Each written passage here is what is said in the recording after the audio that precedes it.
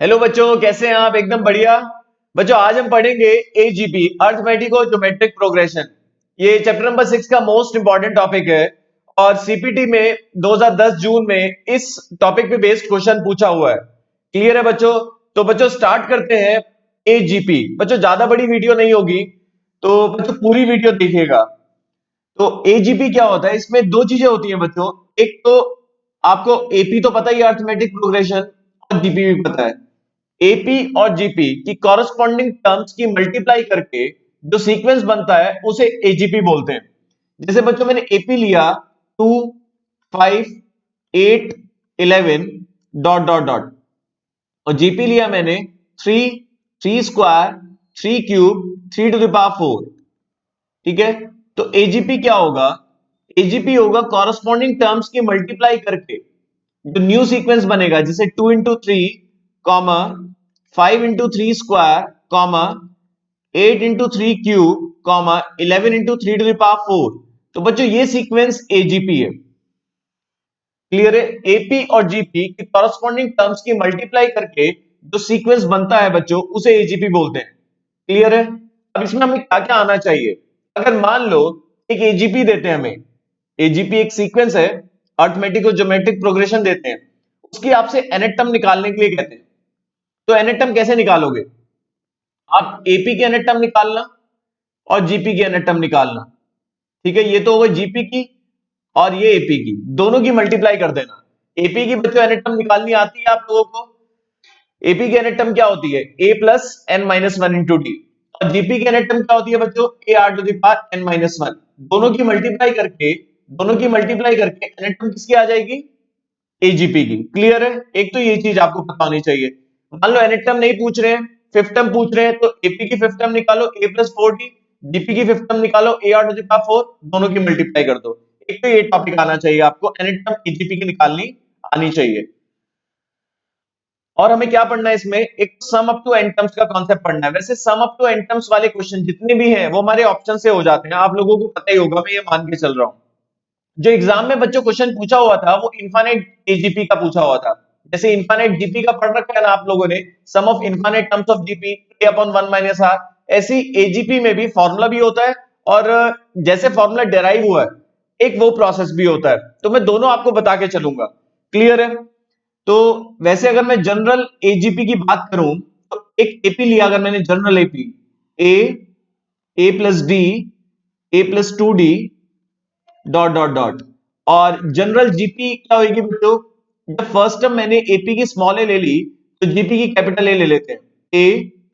A R square dot dot dot. तो बच्चों ये तो एपी और जीपी हो गया। एजीपी क्या होगा? कॉरस्पॉन्डिंग टर्म्स की multiply, small A into capital A plus D into A R, A plus 2 D into A R square.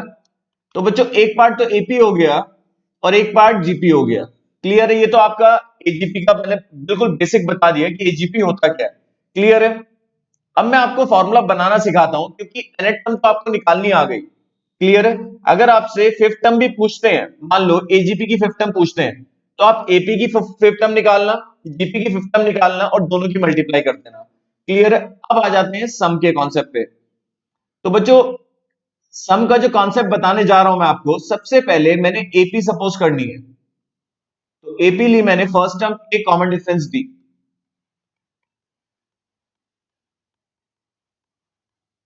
बहुत ध्यान से सुनिएगा सभी बच्चे। A plus D, A plus 2 D, A plus 3 D, A plus N minus one into D.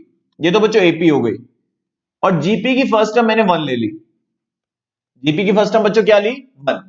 क्योंकि जो मैं आपके सामने फॉर्मूला बनाऊंगा, जो बच्चों मैं आपके सामने फॉर्मूला बनाऊंगा, उसमें जीपी की फर्स्ट टर्म हमें क्या लेनी है? वन। और जीपी की फर्स्ट टर्म बच्चों कभी भी वन बना सकते हैं कॉमन लेके। आप जो चेक कर सकते हो, जैसे ऊपर मैंने यहां पर जीपी लिया 3, तो अगर मुझे फर्स्ट टर्म वन बनानी है तो बच्चों 3 कॉमन ले लूंगा। ऐसे ही यहां पर जनरल जीपी ली, मुझे यहां पर फर्स्ट टर्म वन बनानी है तो कैपिटल ए कॉमन ले लूंगा। तो जीपी की फर्स्ट टर्म तो बच्चों कभी भी वन बनाई जा सकती है। कैलकुलेशन आसान करने के लिए आप लोगों को मैं प्रूविंग बता रहा हूं। तो फर्स्ट टर्म वन ली, common ratio R, one R, R square, R cube dot dot dot R to the power N minus one. तो तो बच्चों एजीपी क्या होगी? A into one A plus D into R A plus two D into R square A plus three D into R cube dot dot dot और N term हो गई A plus N minus one into D into r to the power N minus one. ठीक है बच्चों, अब मैं आपके सामने प्रूविंग का प्रोसेस बताता हूं। तो मान लो बच्चों मैंने एन टर्म्स के सम को एस एन लिख दिया, तो सम को एस एन लिखा। ये फर्स्ट टर्म है एजीपी की, ये सेकेंड टर्म है, और ये बच्चों थर्ड टर्म हो गई, और ये बच्चों हो गई हमारी एनथ टर्म। ये मेरी इक्वेशन नंबर वन होगी।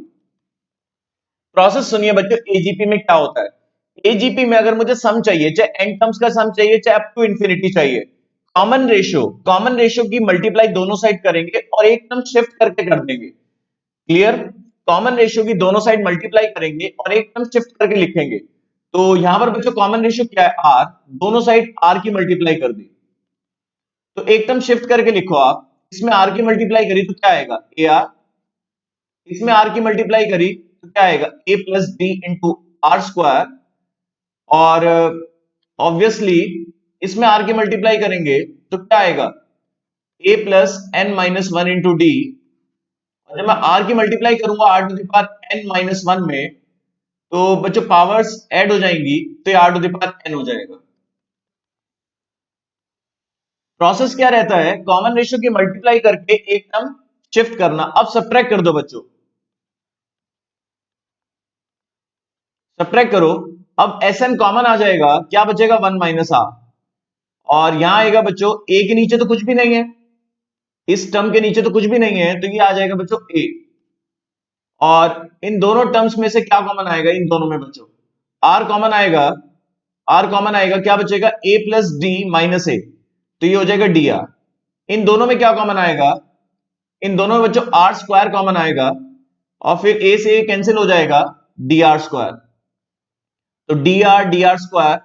सिमिलरली अगर मैं नेक्स्ट देखूंगा, आप देखना बच्चों, तो डी आर क्यूब होगा। क्लियर है? और ये भी जो भी आएगा इसे मैं एज इट इज, जो भी वैल्यू होगी इसे ब्लैंक छोड़ दिया मैंने। और देखो यहां जीरो है। क्लियर है? एकदम शिफ्ट करके लिखा हुआ है हमने, जीरो के नीचे ये है तो ये माइनस हो जाएगा।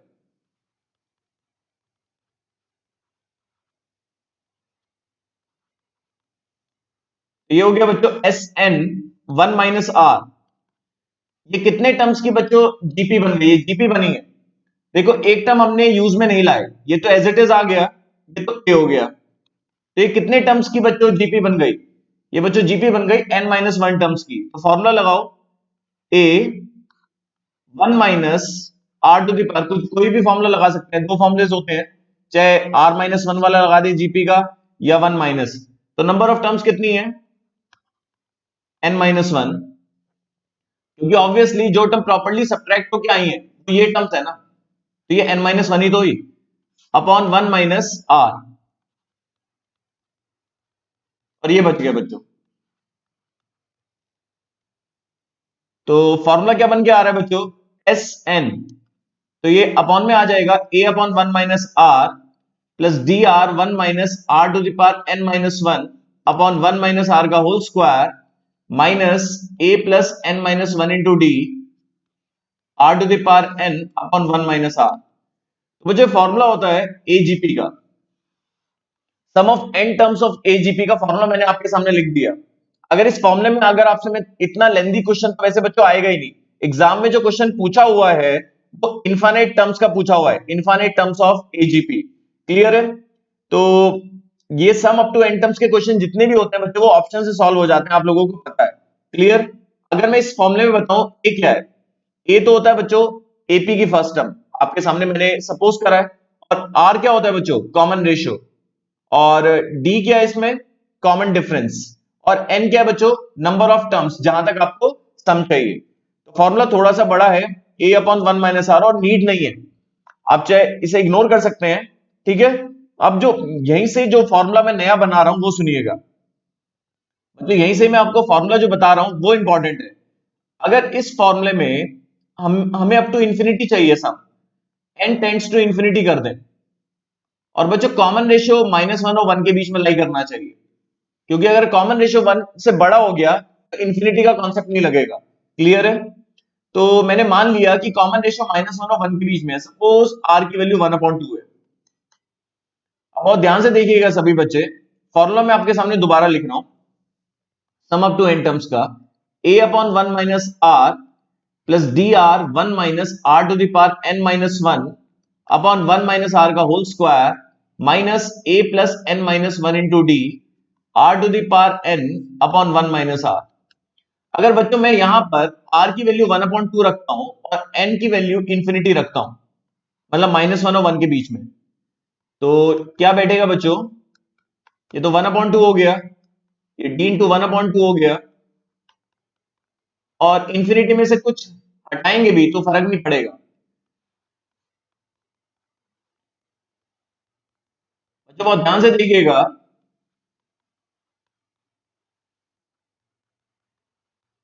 अब मुझे बताइए, सब बच्चों को पता है कि r की वैल्यू 1/2 है, मतलब 1/2 की पावर इंफिनिटी, मतलब 1/2 की पावर इंफिनिटी। 1 को ऐसी वैल्यू से डिवाइड करना है जो वेरी लार्ज है, 1 अपॉन वेरी लार्ज वैल्यू। किसी भी नंबर को बहुत बड़े नंबर से डिवाइड करेंगे जो क्लोज टू इंफिनिटी है। क्लियर है? तो something upon tends to infinity क्या होता है? जीरो। तो बच्चों ये जीरो हो जाएगा, बच्चों ये जीरो हो जाएगा, तो ये सब गायब हो जाएगा, छोटा फॉर्मूला बन जाएगा हमारा। देखो यहां पर जीरो रख देंगे हम और यहां पर जीरो रखेंगे, तो बच्चों फॉर्मूला क्या बनेगा? एस इंफिनिटी का a upon 1 minus are plus D r upon 1 minus are का होल स्क्वायर। बच्चों ये फॉर्मूला तभी लगेगा जब कॉमन रेशियो -1 और 1 के बीच में लाई करे। जैसे जीपी का होता है ना बच्चों फॉर्मूला, ऐसे एजीपी का भी होता है। ये बात ध्यान रखना कि इस फॉर्मूले को लगाने के लिए आपको जीपी की फर्स्ट टर्म 1 बनानी पड़ेगी, क्योंकि इसमें ए क्या है? इसमें ए क्या है बच्चों? First term of AP.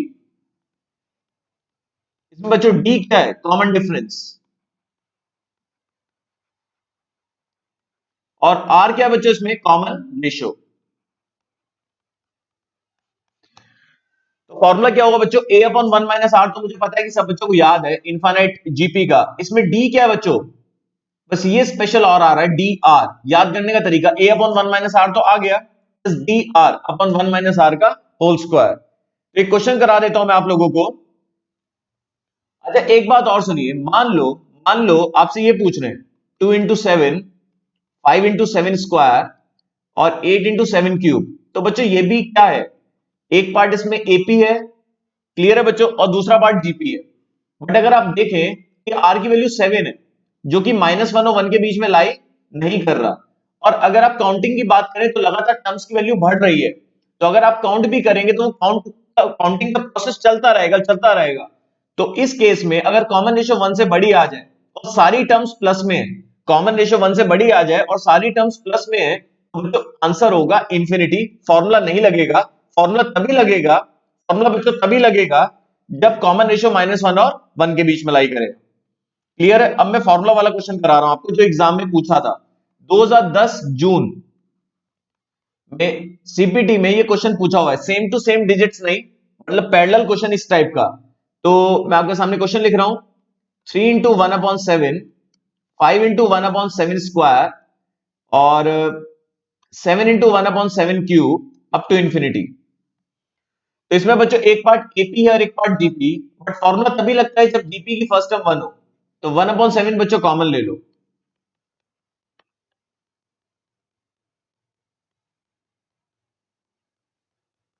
अब लग जाएगा फॉर्मूला। तो फॉर्मूला लगाने के लिए आपको चीजें इकट्ठी करनी पड़ेगी। फर्स्ट टर्म एपी की कितनी है? 3, कॉमन डिफरेंस कितना है? 2, कॉमन रेशियो कितना है? 1/7। फॉर्मूला अप्लाई करिए, सभी बच्चों को पता है a upon 1 minus are plus D r upon 1 minus are का होल स्क्वायर, क्योंकि कॉमन रेशियो -1 और 1 के बीच में लाई कर रहा है। फॉर्मूले वैल्यू पुट करें, a कितना है? 3, r कितना है बच्चों? 1/7, कॉमन डिफरेंस कितना है? 2, r कितना है? 1/7।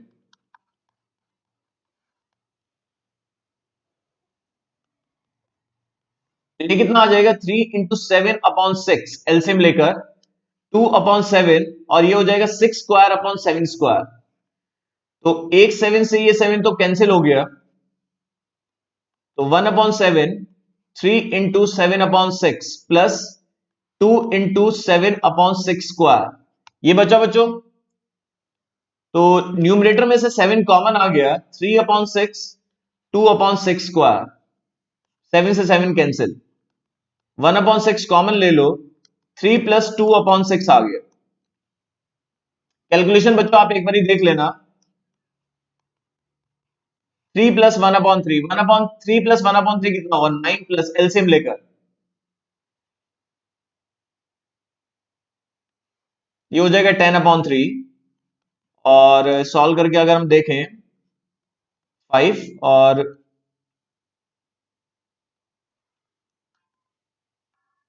5/9, तो आंसर क्या आ गया बच्चों, 5/9। क्लियर है बच्चों? एक बार ये तो बच्चों प्रोसेस हुआ फॉर्मूले वाला, क्लियर है?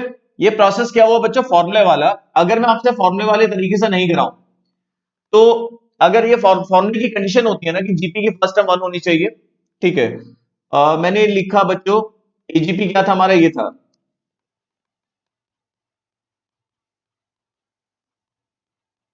एक टर्म और ले लेते हैं।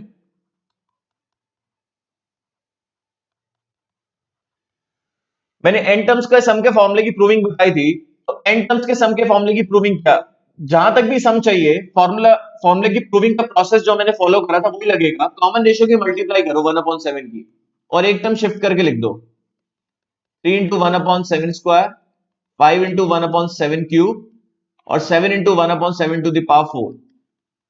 इसमें मल्टीप्लाई करी तो 7 स्क्वायर हुआ, इसमें मल्टीप्लाई करी तो 7 क्यूब। अब बच्चों सब्ट्रैक्ट कर दो, तो एस इन्फिनिटी कॉमन आ जाएगा। यहां तो बच्चों बचेगा 3 इंटू 1/7, यहां क्या बचेगा, 1/7 स्क्वायर बाहर लोगे आप तो क्या बचेगा 2, और यहां पर 1/7 क्यूब बाहर लोगे क्या बचेगा 2, 1/7 टू द पावर 4 बाहर लोगे तो क्या बचेगा बच्चों, 9 माइनस 7 2। तो ये तो हो जाएगा बच्चों 6/7। और देखा जाए तो जो कॉन्सेप्ट इंफिनिटी जीपी का बन रहा है, इन सभी टर्म्स में से क्या कॉमन आ रहा है, 2/7 स्क्वायर।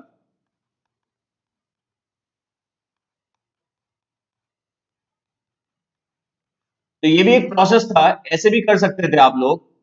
तो एस इन्फिनिटी इंटू 6/7, तो फॉर्मूले से ज्यादा आसान है, तो फॉर्मूले से ही अप्लाई करिएगा। जैसे एस इन्फिनिटी का फॉर्मूला लग जाएगा जीपी का, A/1 माइनस आर, ये कितना आएगा 7/6, और 7 से 7 कैंसिल हो गया, और 1/7 कॉमन भी आ रहा है शायद, हाँ 1/7 कॉमन आ रहा है, 3 प्लस 2/6, 7 से 7 कैंसिल हो गया यहां पर भी, ये कितना आएगा 10/3, और 2 3 जा 2 5 जा, तो एस इन्फिनिटी कितना आ गया 5/9। तो मैंने आपको सारे तरीके से बता दिया कि चाहे आप इस तरीके से करिए या फॉर्मूला अप्लाई करिए। फॉर्मूला एस इन्फिनिटी का होता है एजीपी में A/1 minus are plus dr/1 minus are का होल स्क्वायर। ये तभी लगता है जब जीपी की फर्स्ट टर्म 1 हो और कॉमन रेशियो -1 और 1 के बीच में लाई करे। तो आई होप कि आप सभी को अच्छे से समझ में आ गया होगा, और जिस भी बच्चे को कोई और वीडियो चाहिए किसी टॉपिक पे तो वो कमेंट सेक्शन में लिखकर बता सकता है। ठीक है बच्चों, bye bye, all the best exams के लिए, अच्छे से पढ़ाई करिएगा।